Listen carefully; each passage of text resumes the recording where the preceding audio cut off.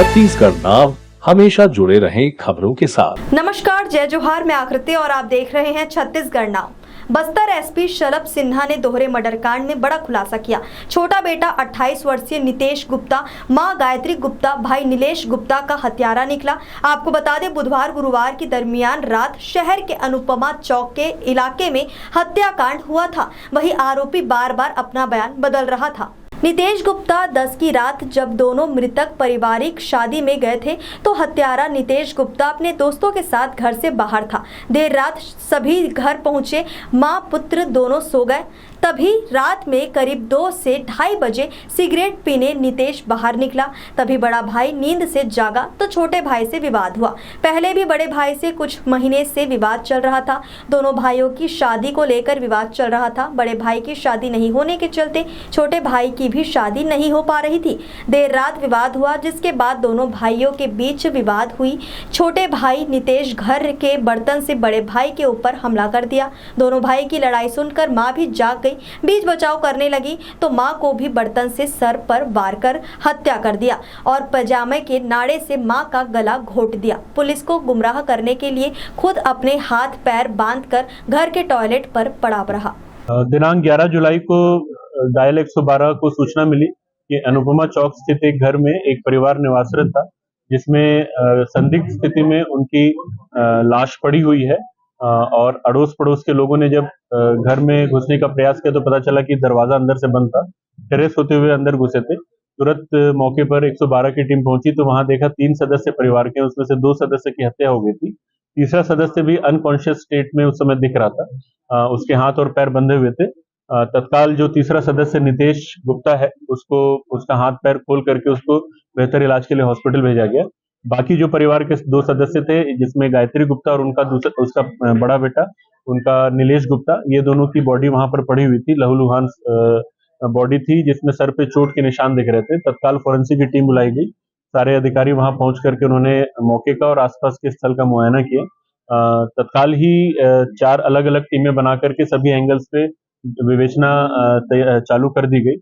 इसी बीच जब नितेश गुप्ता को हॉस्पिटल में जब उसकी स्थिति पता की गई तो पता चला कि वो बेहतर है और बात करने की स्थिति में, तो तत्काल उसका बयान लिया गया। जब उससे शुरुआती बयान लिया गया तो कुछ चीजें, कुछ ऐसी डाउटफुल चीजें उसके बयान में पता चली। फिर 2-3 बार अलग अलग बयान लेने पर उसने अपना बयान बार बार बदला, थोड़ा विरोधाभास आया उसके बयान में।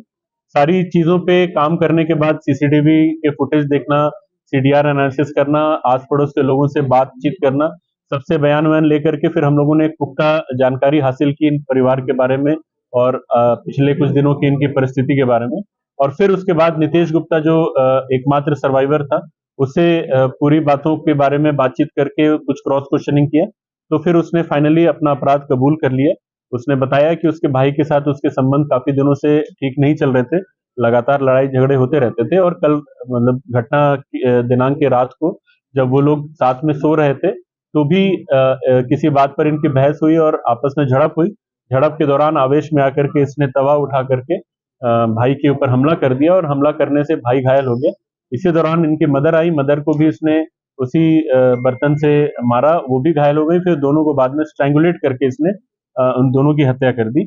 और अपने आप को बचाने के लिए फिर इस पूरे घटना को डकैती का रूप देने के लिए इसने अलमारी में तोड़-फोड़ करके सामान बिखरा दिया और अपने आप को अपने पैर और हाथ बांध करके घटनास्थल के पास में लेट गया। जब इसे दूसरे दिन बयान लिया गया था तो इसने कुछ काल्पनिक घटना बताई थी, जिसमें इसने बताया था कि 4 लोग नकाबपोश लोग आकर के ऐसी पूरी घटना करके गए। इससे पूरी सीन ऑफ क्राइम का भी पूरा मुआयना कराया गया और जो भी बातें इसने बोली थी उसको कोरोबरेट किया गया है। सारे एविडेंस, साक्ष्य जो हैं वो घटनास्थल से निकाल लिए गए हैं और अब आरोपी को न्यायिक रिमांड पे भेजा जाए। जो इसका कहना है, दोनों के भाइयों के बीच में विवाद चल रहा था। बड़ा भाई क्योंकि शादी भी नहीं कर रहा था, जिसके कारण इसकी शादी नहीं हो पा रही थी। साथ साथ बिजनेस में भी थोड़ा इसको नुकसान था। बड़े भाई से ये उम्मीद करता था कुछ फाइनेंशियल सपोर्ट का, वो भी इसको नहीं मिल रहा था। प्रॉपर्टी भी ये चाहता था कि प्रॉपर्टी बिक जाए, बड़ा भाई नहीं चाहता था, जिस वजह से इसको फाइनेंशियल जो गेन हो सकता था प्रॉपर्टी का, वो भी नहीं हो रहा था। तो इन सब चीजों को लेकर इसके मन में कुंठा थी और इस वजह से इनके बीच में हमेशा विवाद होता रहता था। एडमिशन ओपन, कॉल नाउ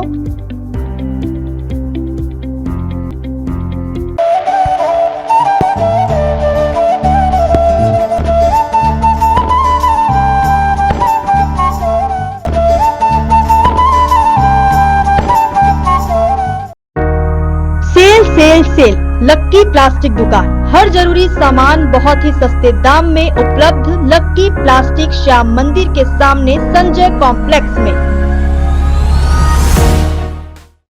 आज ही सब्सक्राइब करें छत्तीसगढ़ नाव।